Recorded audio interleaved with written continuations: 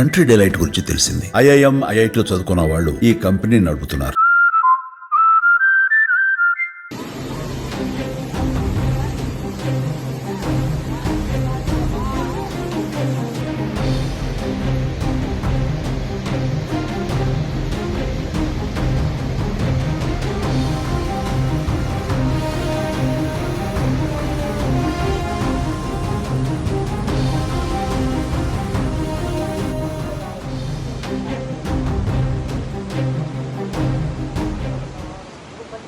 ఉత్తరాఖండ్ లో వరదలు విధ్వంసం సృష్టిస్తున్నాయి. శనివారం బార్కోట్ యమునోత్రి రహదారిలోని సిలై బ్యాండ్ లో క్లౌడ్ బర్స్ట్ అయింది.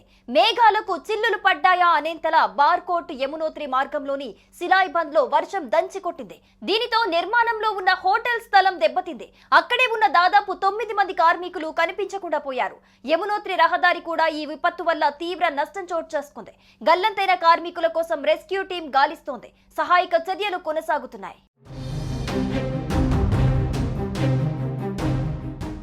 ఉత్తర భారతదేశంలోని హిమాచల్ ప్రదేశ్, ఉత్తరాఖండ్ రాష్ట్రాల్లో ఇటీవల నుంచి కుండపోత వర్షాలు కురుస్తున్నాయి.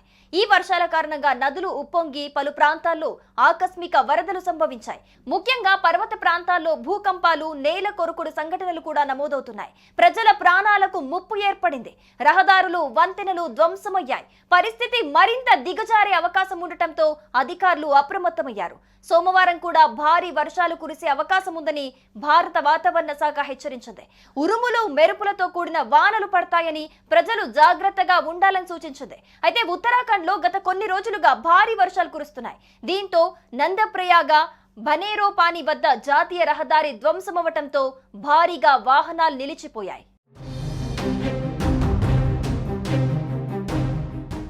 హిమాచల్ ప్రదేశ్ లో వరదల ధాటికి ఇప్పటికే 17 మంది మరణించినట్టు రాష్ట్ర మంత్రి జగత్ సింగ్ వెల్లడించారు. ఆకస్మిక వరదలు, నేల కూలిన ప్రమాదంలో ప్రజలు ప్రాణాలు కోల్పోయారని తెలిపారు. ఇళ్లకు, రహదారులకు, వ్యవసాయ భూములకు భారీ నష్టం వాటిల్లిందని, ఈ నష్టం వందల కోట్ల మేర ఉంటుందని మంత్రి పేర్కొన్నారు. అధికారులు సహాయక చర్యలు ప్రారంభించినప్పటికీ వర్షపాతం ఎక్కువగా ఉండటంతో రక్షణ చర్యలకు ఆటంకాలు ఎదురవుతున్నాయని వెల్లడించారు. ఈ పరిణామాల నేపథ్యంలో ఉత్తరాఖండ్ ప్రభుత్వం అప్రమత్తమై చార్ధామ్ యాత్రను 24 గంటల పాటు నిలిపేసింది. యాత్రికుల ప్రాణ భద్రత దృష్టిలో ఉంచుకొని ఈ నిర్ణయం తీసుకున్నట్టు ప్రభుత్వం తెలిపింది. అటు హిమాచల్ ప్రదేశ్, ఉత్తరాఖండ్ రాష్ట్రాల్లో రెడ్, ఆరెంజ్ అలర్ట్లు జారీ చేశారు.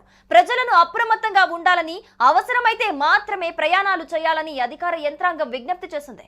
ప్రస్తుత పరిస్థితుల్లో సహాయక బృందాలు పనిచేయటమే కష్టంగా మారిందని అధికారులు అంటున్నారు. ఇక మరోవైపు వర్షాకాలం కావటంతో గత వారం రోజులుగా పాకిస్తాన్ లోని వివిధ ప్రాంతాల్లో భారీ వర్షాలు కురుస్తున్నాయి. దీంతో పలు ప్రాంతాల్లో వరద పోటెత్తింది. దీంతో 32 మంది ప్రజలు మరణించగా వారిలో 16 మంది చిన్నారులున్నారు. ఈ మేరకు ఖైబర్ పఖ్తూన్ఖ్వా ప్రావిన్స్ లోని విపత్తు నిర్వహణ సంస్థ అధికారులు వివరించారు. గడిచిన 36 గంటల్లో భారీ వరదలు, ఇంటి పైకప్పు, గోడలు కుప్పకూలిన ఘటనల్లో 19 మంది మరణించారని తెలిపారు. ఈ భారీ వర్షాలు, వరదల కారణంగా వేలాది ఇళ్లు దెబ్బతిన్నాయని పేర్కొన్నారు. మంగళవారం వరకు దేశంలోని వివిధ ప్రాంతాల్లో భారీ వర్షాలు కురుస్తాయని పాకిస్తాన్ వాతావరణ కేంద్రం స్పష్టం చేసింది.